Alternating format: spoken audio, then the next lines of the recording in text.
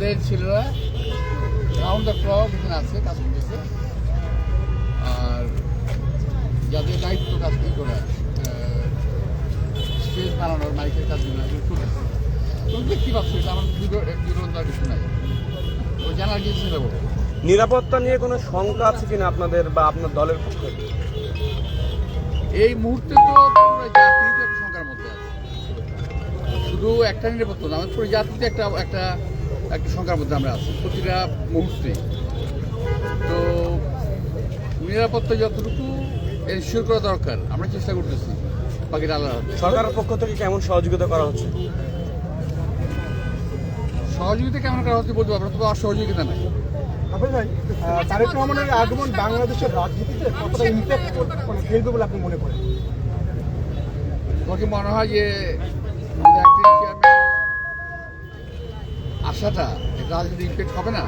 Of course রাজনীতিতে একটা impact তো আছেই, এটা দেশব্যাপী এটা নিয়ে একটা আলোচনার বিষয়বস্তু এখন তারেক রহমানের সাহেবের আগমন, এটা তো ইম্প্যাক্ট অফকোর্স আছে। এটা লাখো মানুষের সমাগমের একটা পরিকল্পনা হচ্ছে, এত মানুষের আমরা কোনো পরিকল্পনা, লাখো মানুষের সমাগমের পরিকল্পনা আমরা করি নাই।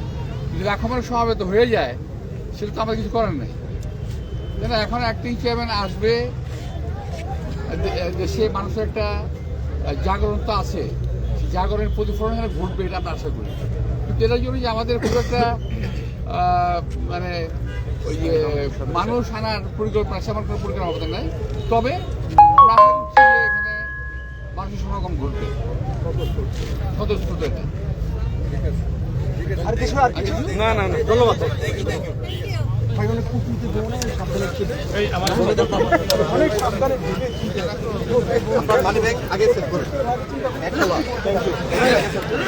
আমরা একটু নিয়ে আসতে হবে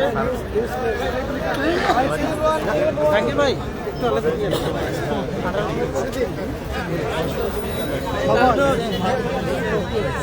মনির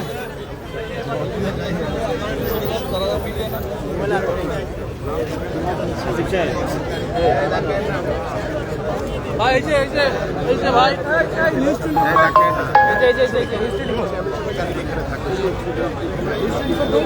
এখানে এখন টিভি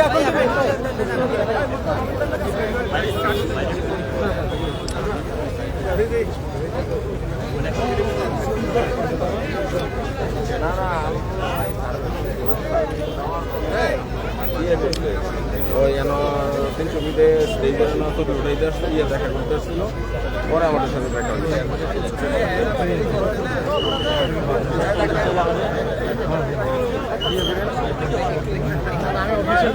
না না, আমার টাইম দেয় নাই, আমার ভাই ভাইয়া